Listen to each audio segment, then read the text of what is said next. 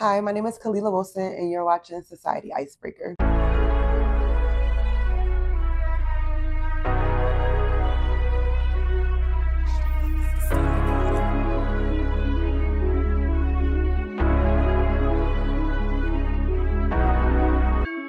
Welcome. Hi, glad to be here.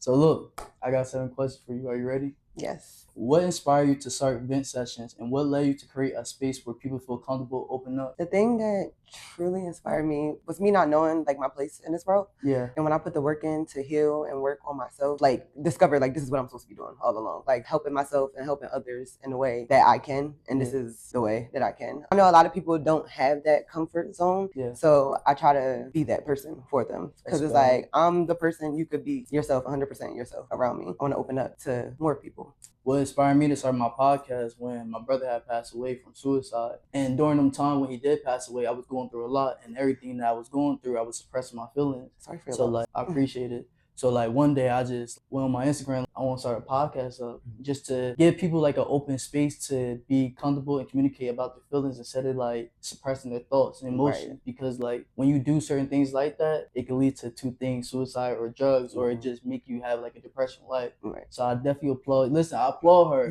because that's really big when you have a vent session, honestly, to have people to open up. So I definitely applaud you for that. Thank you. I appreciate it. Was there ever a time in your life where you needed someone to talk to or wanted your voice to be heard and didn't have that? Is that part of what led you to start this? Yes, there has definitely been times like that, plenty of times actually. But I always had somebody that I could go to or be that outlet for me. I just always been a person to keep it inside and not want to put my burdens on other people. For me, it was very much I would be more comfortable talking to a therapist, which I did. And I don't know, something about having that person that don't know me from Adam and I could just tell them. But so that definitely made me want to start this because I know it's a lot of people out there like me don't want to talk to the people around them. I feel like everybody needs that outlet. It doesn't matter what it is as long as you're comfortable with it. No, definitely. How is therapy like? It's different for everybody because some people give up finding one therapist and it doesn't work out and it's oh, they think everybody's gonna be like that. You definitely have to find that person that is right for you because I started with a couple therapists and it's no, they wasn't for me, but I found one and she was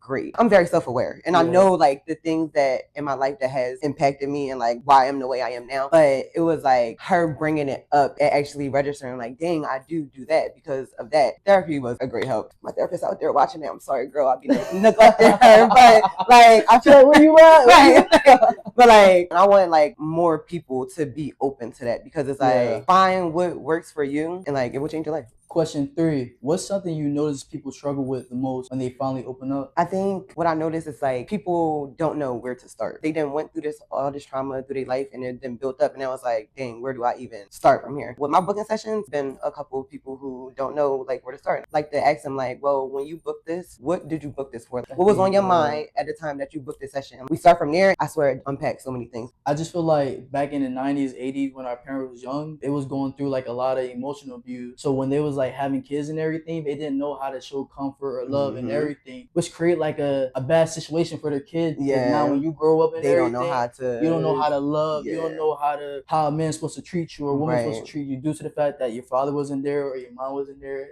All different types of situations. So I definitely understand where you're coming from. How do you think we could start lowering the suicide rate, especially for men as well as women? What needs to change so people feel they can open up instead of feeling they have no way out? A great place to start is letting people know that it's okay to be going through the things they're going through. It's okay to open up to somebody, but also letting people know it's okay to open up, but the person has to be willing to receive too. So it's especially with men, women been expressing their feelings since the beginning of time. True. Men feel they have to keep it in, handle it by themselves, keep this, pride face on and go through life, but it's not like that.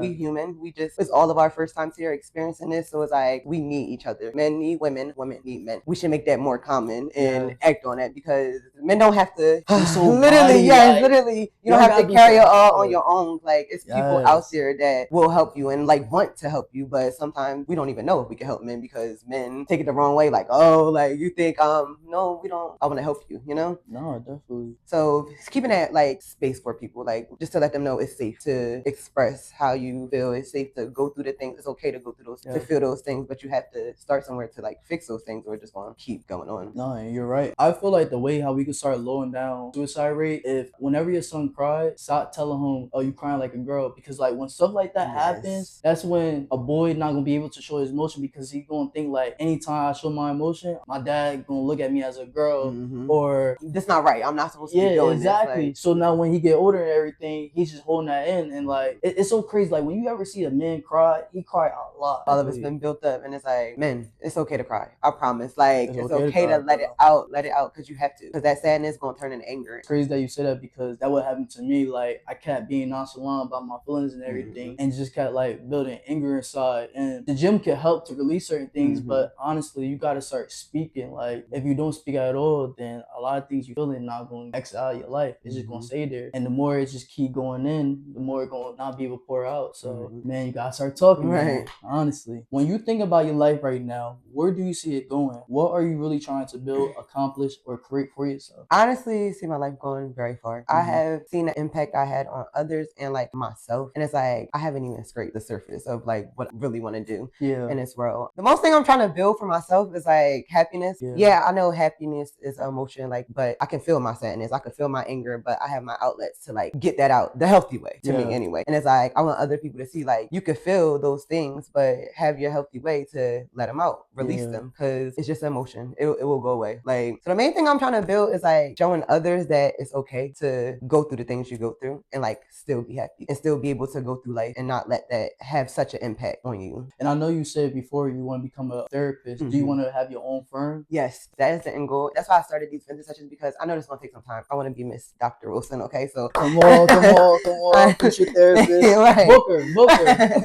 And I know it's gonna take some time, but like I want to help now, you know? And even when I do open my own practice, I want to be able to take all insurances, try to get funded pro bono work, because I feel like fixing our mental health shouldn't be something we have to like come out of pocket for, to like pay for, you know? Like we didn't ask to be like this, we didn't ask to feel like this, so like why we gotta pay to fix it, you know? That's what I'm trying to build. Are you trying to turn your vent session into a brand, a business, or something bigger? And what do you personally hope to get out of it? It's so funny to like call it a business, but I mean, I guess it is, because helping people. But I haven't really like thought of it far about the business part. Like I want to keep doing these Vincent sessions until like it turns into a practicing therapist. It's okay to be you. You safe in your skin. Don't really want much out of this life, but for me to be happy, my daughter to be happy, and the people around me to be happy. And I want to go through this life being happy, enjoying life, and helping anybody that I can along the way. You don't even try to look at it as a business or try and get money out of this. You're doing it genuinely out of your free time will. You don't gotta do this. You don't gotta just sit down and listen to people problem. You genuinely want to do this because this is your future. Yes. So it's like you're working towards it. And like I always tell people, when you work towards something, you're gonna get the results that you want. Friday, I had a Vincent session, and she was asking me like, do you have anywhere like I could donate or anything? I was like, no, I don't want your money. You keep your money. I know that the universe is gonna pay this forward to me. Like I'm not trying to get nothing out of it, but I know I can't be putting all this good out in the world and bad keep coming to me. So I know I'm gonna see it on the back end, like, you know. Listen, you give me some shit. Put it in my pocket. Put that in, guys. What's one piece of advice you would give to the audience? Something you learned from your own journey that can help someone else? My number one advice, and the key thing I want people to take from this, is you are not alone. And I know sometimes it really may feel like that, but it's not true. Someone is always there for you. And even if you genuinely feel in your life that there's nobody you could go talk to, nobody who cares, come to me, because I will be that person who cares, that person you could talk to, even if it's simply just me sitting there listening. I want to be that, because there's somebody out there for everybody. The main number one advice, you're not alone in this pain. You don't have to sit alone in that pain. I know sometimes people really feel like they have to, but you don't. Because sitting in that too long, it leads to other things, and we want to stay far away from that as we can. The advice I can give to y'all is to travel the world, man. There's a lot of things out there that you want to see, different culture, different areas. There's a lot of beautiful things out there. Visit the world, travel. Listen, you're young. Don't even try to get your own crib right now. Stack your bread up. Just enjoy life, because life is not promised. Today is not promised at all. And one thing too, never get upset how your past was, because if you want to go back in time time and try to fix things in your past, then tomorrow would not exist at all. The things you try to fix in your past will change the direction how your life will be now. So let the past be the past and focus on present times and work towards the future. There is no better time than the present. Yes. Don't worry about the past. You can't change it. The future is something that you'll get into, but stay in the present. Be present in this moment. That was some good advice. Well, look, that was episode 5. I appreciate you coming on. I'll see you on episode 6.